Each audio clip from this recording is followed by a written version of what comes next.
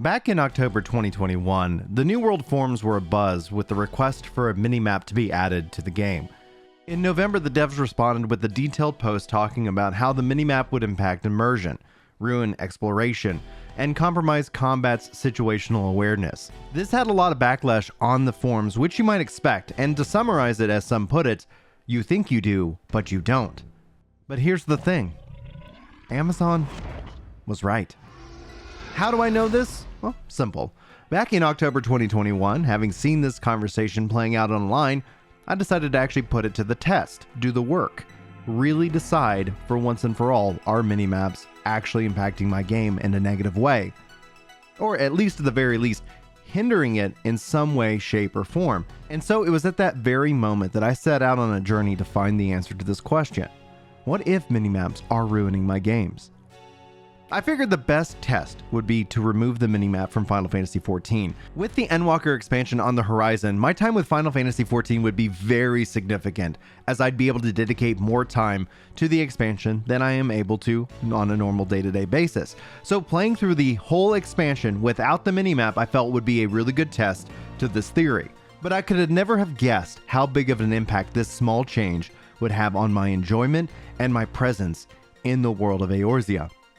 To provide some context for this video for anybody who's new, hello, my name is Brian and I'm a longtime Final Fantasy XI and Final Fantasy XIV player. I love MMORPGs and I've been really looking forward to making this video for you for quite some time to share my results. And while Amazon was the spark that lit this flame of curiosity, it really was a sense of curiosity built upon years of experience with Final Fantasy XI. So actually reflecting back on Final Fantasy XI, and even the game Ghost of Tsushima, which if you guys haven't played, it's truly amazing and so immersive. And it was those two games that really kind of said, maybe there's something to this theory, so that's one of the big reasons why I decided to put this through the test and really kind of give you guys this video itself. So my journey into Final Fantasy XIV Endwalker was set with the decision not to use a minimap at all, and see if there was a way that I could avoid it completely. And with this principle applied to Final Fantasy XIV Endwalker, I can say the results were incredible. Absolutely incredible. But let's not lie and say that it was perfect by any means. I'm going to tell you right now, Gathering could have sure used a minimap in Final Fantasy XIV, namely because Gathering deals with the concept of what I call efficiency brain. Now here's the thing, we all have busy lives and sometimes you just want to get in and get things done. I get it. But in pursuit of that and getting things done, I found that my eyes were always being drawn into the minimap itself and outside of the game's world. So even while I was gathering, and at first it was a bit annoying, however, I did find that the experience was way more enjoyable than previous expansions.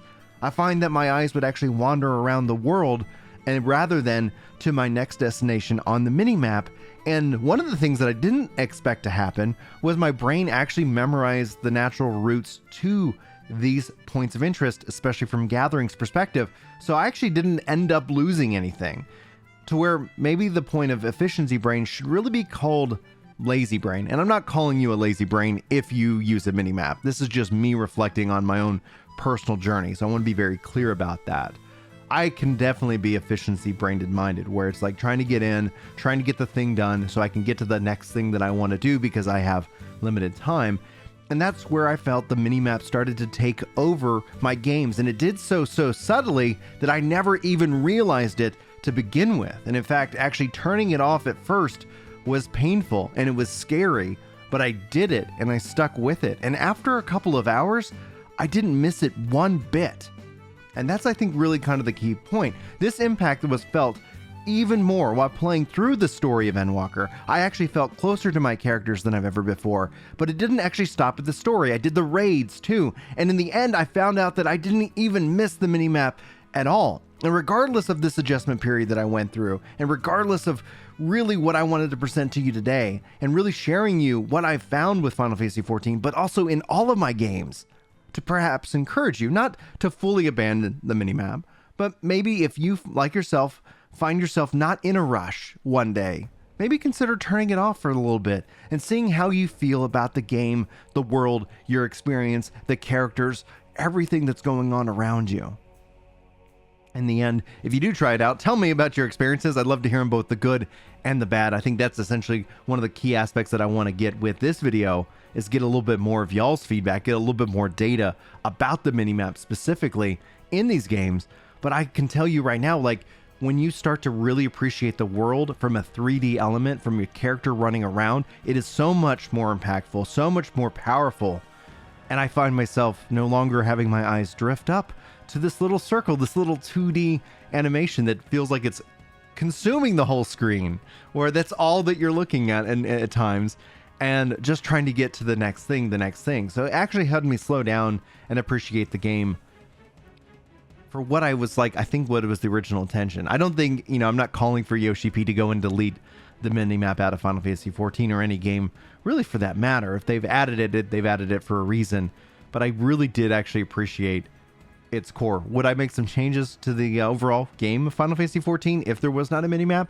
I think that's where a compass would come in handy, a little heads-up display to kind of let you know what direction you're facing at any point in time. I felt that was a little bit disorienting at first, but overall, like, I think the power of the human brain is really impressive. You actually start to really understand what's going on, and maybe I wonder if I'm actually understanding it faster because I'm not reliant on that. So kind of maybe a part that I'm not using of my brain kicks in and just makes it easier to consume and to be understood in that regardless.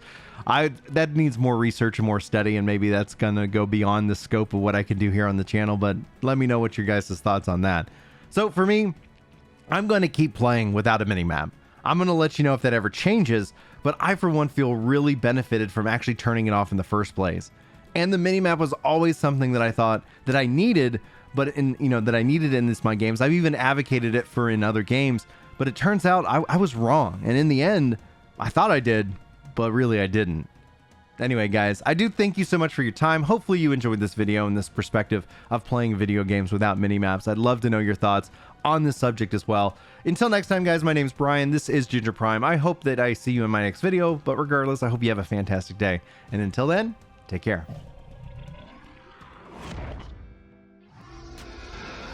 Yeah. It's time to chill out on the couch and read some comments. That's right. You know me when it comes to destiny. I'm off with a clan, and I'm glad you're feeling better. Oh yeah.